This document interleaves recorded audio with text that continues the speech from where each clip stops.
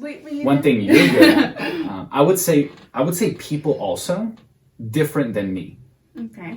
Like I deal with people on a regular basis, what I do for a living. But something you're really good at is like emotionally receiving people. Like you're one of the only women I know that like sees a little dog on the street and cries. Sees like just anything that's not right in humanity, like a homeless person cries. Last night we were watching like a very extreme documentary about, I wouldn't even say his name, I don't even want to give him the credit of saying his name on this video, but it was a documentary on Netflix, and someone's like, and they just walked in and like killed my 8-year-old brother like next to me, and she straight up like out of nowhere just started bawling. And it was the girl's step-parents or parents or mom and the stepdad had beaten her 8-year-old stepbrother to death, like just beat him up, was always beating him up, and then eventually just beat him to death, which I thought of one documentary, Gabriel Fernandez. So that was the first thing I thought of. I was bawling. Like I just immediately triggered and I just cried. And that's like, I don't know why I get like that, but yeah, that's like, I'm a very emotional person. I just feel for people. So we're both like, really, we feel for people. How to maintain a healthy and mature relationship considering distance. So, like I mentioned, we don't live far away from each other at all. But in the beginning of us hanging out and getting to know each other and dating, really, he was traveling a lot. Every single month, at least, like 2 to 3 times a month, you were traveling. And for a moment, I felt like I was in a long distance relationship because most of the time we would be, whether it be like on FaceTime or on the phone talking, like we would see each other once a week. So I think that's really what like set a foundation for us to like get used to hanging out once a week. And he works from home, so he doesn't work in he doesn't go somewhere else. You literally are at home, so I could be here anytime and like see you. But yeah, that's how we started our relationship, because you were traveling so much. So how to maintain a healthy and mature relationship? Yeah, I would say like define distance. Like words have different definitions. Like if I go to you, Martha, and I say blueberry, you had a memory, you had a memory, I have a distinct memory. None of our memories mean the same thing. They can, but they're totally different. So when someone says boundaries, when someone says distance, when someone says quality time, that means different things for different people. And that's something you and I defined all the time. Like I remember defining, like I don't want to be on the phone all the time. Like I remember when our other relationships, is like I had to be constantly texting all day long, and I'm just not doing that. I'm not doing that. Same thing with like, we gotta see each other every day. No, we don't. We don't have to do that. And then like days like today, I have no calls, I have no work, I'm fully committed, I'm here, I'm present, and we've defined quality time as this. So defining quality time, defining distance, defining time blocking, quality time, just define what that is for your relationship. Because one thing, and we actually, just before, we were talking about it, couples have an expectation of what they would want and never share it. And like before, we were having like a little tension. I was like, please stop expecting how you want me to show up right now. I just need space. And you gave it to me. And I calmed down and everything is good. So we usually have expectations of people. Like, I wish that they would hold the door, or I wish that they could just be happy. Well, if I'm like annoyed, just let me be annoyed. Talk about relationship, do personal development together. I made a decision that I would never date or marry anyone who wouldn't do like specific personal development courses, and she knew that from the beginning. And I was like, we'll date, like, we can date. It'll get more serious in my world once this happens, and I appreciate that you respected that, and you did it. I did it, and I'll say it again. I didn't know the world of personal development before I met Fernando. I didn't know that existed. Yeah, and I loved it. So, distance. Define distance. They're in college, like in state, but like hours away. Like, let's use that scenario. If we were hours away from each other, what would? So if you're looking at a healthy relationship and you're in college and that's the scenario, I would say one, it starts with the truth.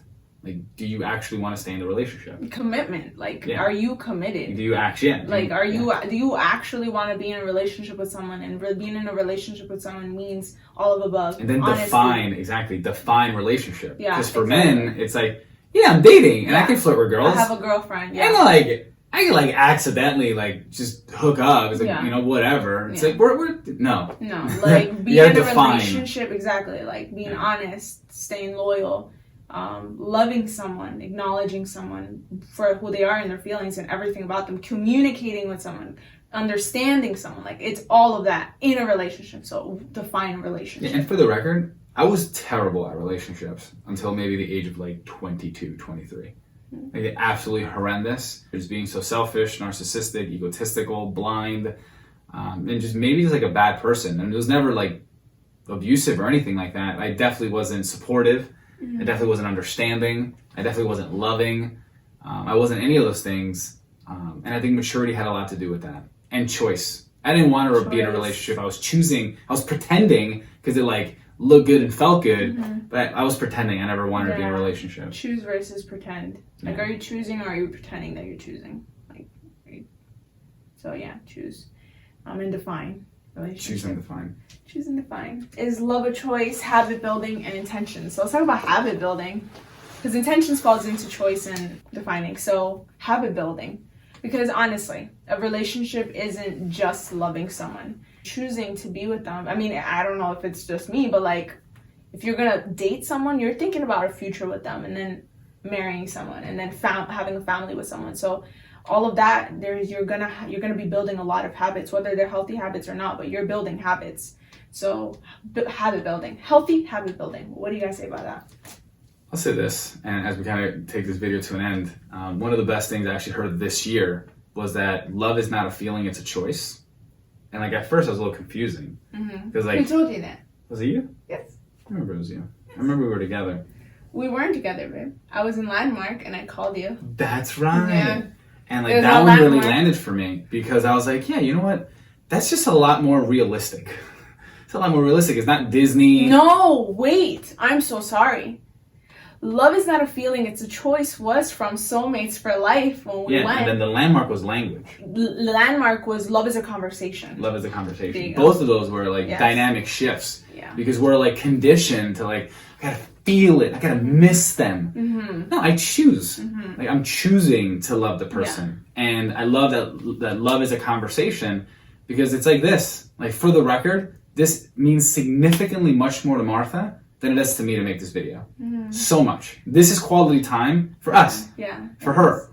Like, for her. This is what it is. So I'm choosing to do this. I'm enjoying it. I'm having a great time. All of the above. I'm choosing this as a display of quality time to Martha, which is one of her love languages. That's what this video actually is, and all of you get to enjoy it. So love is a choice, not a feeling, and love is a conversation. Take those home. We went to a relationship seminar, and we were the youngest. Not only were we the youngest couple there out of like 4 other couples, but we were dating for like 4 months, and there were married couples over a decade. Yeah. Like, and it was incredible, but I learned so much.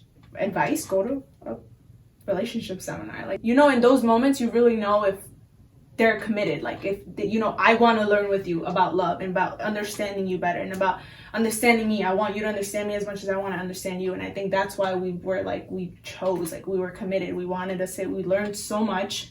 Also, like, be sensitive with your man too. Like, you know, they tend to be forgotten, and you think that, oh, only sensitive to women, but no, be sensitive to your man and allow him to be comfortable to talk about those types of things. And am I a tough guy or am I sensitive? You're sensitive. Don't wait until your relationship is maybe going downhill. Like, start early. We were 4 months in and we were good. He always mentions is the dog food. And like, dog food, do you want to do a little explanation? Yeah, being defined. It was a story. It was a couple. We'll leave them for their privacy. But the example of the dog food is like the tip of the iceberg. It's like the tip of the iceberg. It's like you left your eyelashes on the ground. That's which Martha does all the time. The eye contacts. Let's use eye contacts. So eye contacts. Yeah. And like that, like I would see an eye contact, and an immature man would blow up. Da da da da da da. That's the tip of the iceberg. The real thing is, hey, can you just please respect that I like to be tidy, that I like to be organized, that I don't like people putting things in my stuff. I'm very structured, so please don't leave your things on my things. I would really appreciate that. So that's like the eyelash and blowing up because you're whatever is the tip of the iceberg, which what I really want is for you to respect my structure, boundaries, and cleanliness. Not that Martha's dirty in any way whatsoever. Point of the story is most people who see the contact and blow up and create and false and projectify, when in reality, I just want to say, hey, please, you know, I like my space. My space is like, it is important to me. Please respect my space as if it was yours. Yeah, that was one of many things that we've learned, and he still uses that to this day. Back to habit building. We know that Saturday's our day. That's a habit. We know that we like to cuddle. That's a habit. We know that at least like 1 to 2 date nights a month is important, where we go, we eat, we do something. Even during this whole COVID crisis, we had date nights on weekends in my car. And we like would put up the phone, watch a movie, have a date night for 4 or 5 hours. Here's another one, gentlemen. Quality time for women does not mean a lot of time. And men think it does. And it's really not. It's like structured quality time. So I would say that these are all habits. These are all habits, like defining quality time. Quality time for us is like 10 hours on a Saturday of like this, a text in the morning and a phone call at night. Like that's quality time for us at the moment where we are in our relationship. And please find out what your partner's love language is, because there are 5. Right? Yeah, Harry Chapman, 5 Love Languages. That's the book. Another person, since we're name dropping people, Allison Armstrong is a phenomenal relationship coach. Oh yeah. Just those 2. Wow. Like, how did we not mention that? Yeah. Allison Just those Armstrong. 2. There's a million more. Just focus on them. Yeah. Yeah. But I was gonna say, find out what your partner's love language is. Like, there's acts of service, quality time, physical touch, Gift giving, words of affirmation. Thank you. So there's 5. Find out what your partner loves. Like, what's their love language? Most people tend to be dominant in 1, maybe 2. We all like all 5, but usually it's 1 primary. Mine's changed. By the way, it changes, because mine used to be dominant words of affirmation. Now it's acts of service. What would you say mine is? Definitely quality time. Yeah. And then words of affirmation would be second. And then I would say acts of service, maybe third.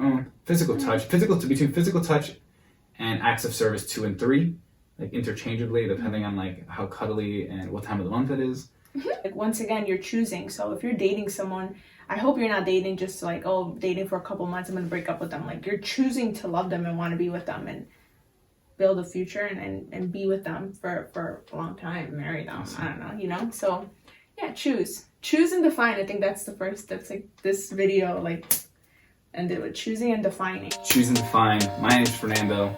This is Martha Elizabeth. Subscribe to her channel, and we'll see you guys in the next video. Bye.